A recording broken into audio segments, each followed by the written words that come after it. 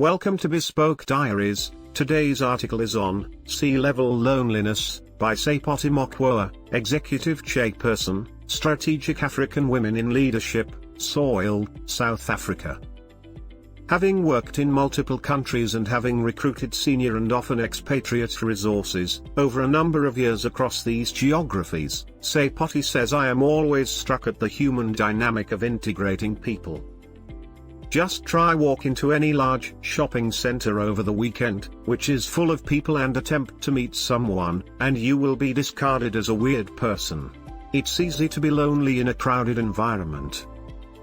Another crowded environment is the social media, and again this has done little if not exacerbate the challenge of the direct human dynamic. After all, there are no more secrets, including boardroom secrets, while there is a phone in the room.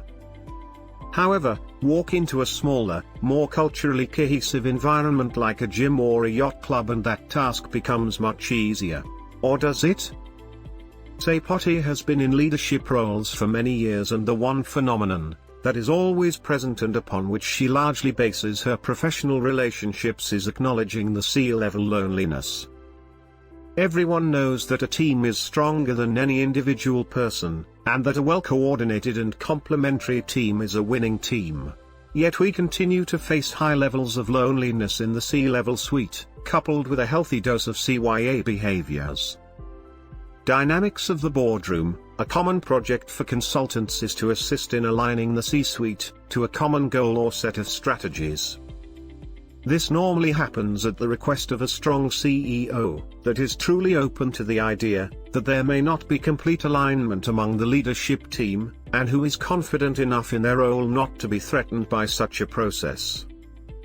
The process Seipathi speaks of is simply to get one-on-one confidential time between the consultant and each member of the leadership team to get their views and inputs towards the intended topic. This process unlocks both the points of commonality and disagreement.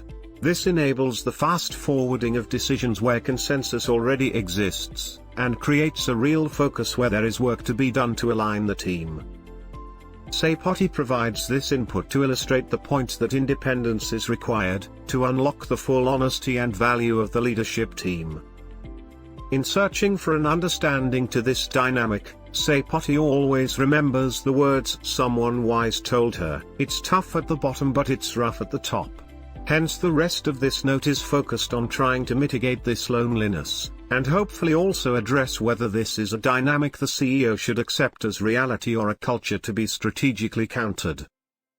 Options to explore. If we accept that it is narrow at the top and hence competitive, challenging, and even frightening to the C-level, which drives the dynamic mentioned above, then our options must lie in effecting strategies that counterbalance these human behaviors and unlock maximum value from the leadership teams. The following are Seipathi's lessons learned, which hopefully frame some options. Earlier Seipathi mentioned that it is easier to integrate into smaller, more culturally cohesive environments, and while the latter is more challenging, and largely required in our environment, the former is easy to apply and has a significant impact. Simply put, more than around 7 people in a room is impossible to align, and more importantly to have greenfield discussions. The absence of open brainstorming discussions excludes true inclusion. However, the opposite is also true. Undertake such open discussions in a larger forum unsuccessfully, and it can lead to divisions in the team and potentially destabilize the CEO.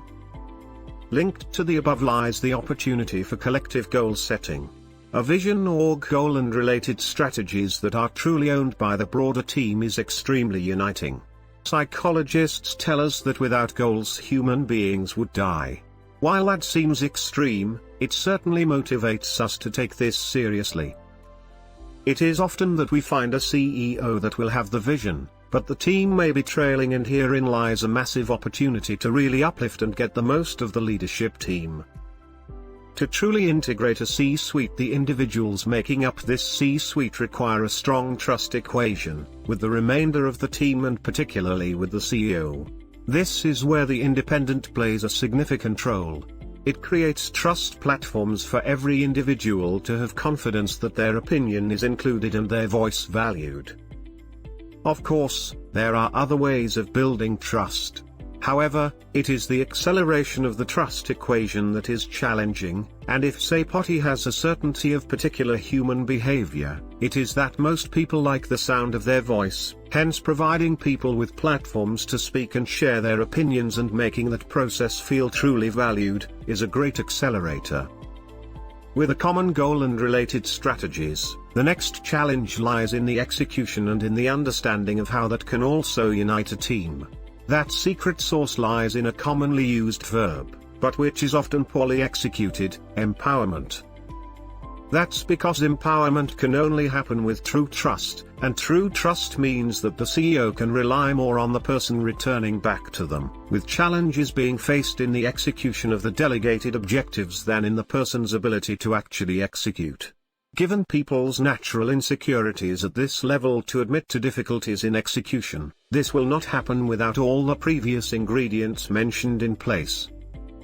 Lastly, there is the power of the Friday afternoon drink, or in Seipathi's case, the Friday morning golf. She writes this in inverted commas only because what she refers to is the creation of a regular opportunity to let steam out and bond the team as individuals and not as the C-suite. This, nowadays, may be a bit difficult, thanks to COVID-19. But the truth remains. For example, the most difficult professional moments of Seipathi's career were overcome with the fortune of having the ability to meet once a week in a relaxed environment, with her leadership team, and have a drink and laugh through the challenges faced during that week. By this, she is not denigrating in any way the importance of the problems faced, but rather remembering as a team that the sky has not yet fallen on our heads. Still lonely? At the very least at this point, if you are feeling the C-level loneliness, then you know that you have a lot of company. However, being in the C-suite means you have accepted a significant responsibility, and as such need to do everything in your power to succeed, and that means ensuring the C-suite operates as effectively as possible. Seipathi therefore encourage you to be less lonely and not only improve your day-to-day, but also to further build your individual and collective success story. Good luck. Thank you for your time. Don't forget to like, subscribe and share. Do leave your thoughts in the comments section below. For similar type of article, please reach us at contact@thebespokediaries.com, or you can visit our website www.thebespokediaries.com.